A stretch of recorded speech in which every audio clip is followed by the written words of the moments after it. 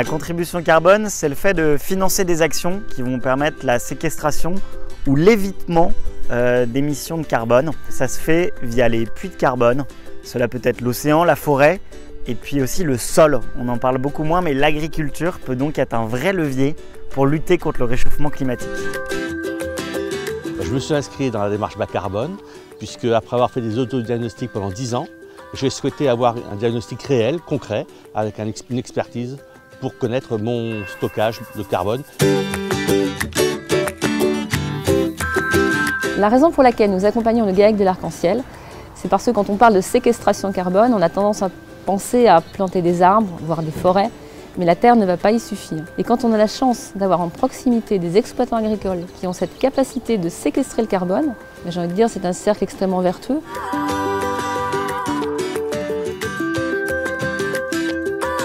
Ce que j'ai changé concrètement sur mon exploitation, c'est l'introduction de l'herbe. J'ai semé beaucoup de métailles en remplacement des raies gras qui sont beaucoup moins consommateurs en eau, ce qui améliore la qualité du lait, des vaches en meilleure santé. C'est un cercle vertueux. On préserve l'environnement et on améliore notre vie.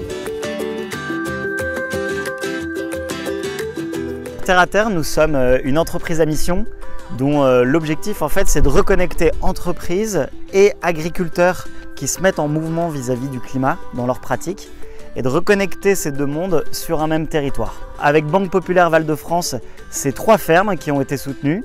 L'intérêt finalement de financer des projets de transition dans l'agriculture, c'est que ça va avoir une dimension multi-impact. Au-delà du carbone qui est séquestré, il va aussi avoir une dimension d'impact sur la biodiversité, sur le cycle de l'eau ou encore sur la vie du sol. À la Banque Populaire Val-de-France, on souhaite réduire nos gaz à effet de serre de 11% à l'horizon 2024. On souhaite le faire dans le cadre de notre fonctionnement d'entreprise, au travers de la mobilité, au travers de l'empreinte carbone de nos bâtiments, mais également du numérique. On a souhaité donc financièrement accompagner la démarche du GAEC et on a fait l'acquisition de ces crédits bas carbone valorisés qui vont permettre au-delà de 5 ans de pouvoir réduire de 313 tonnes l'empreinte carbone de l'exploitation agricole du GAEC de l'Arc-en-Ciel.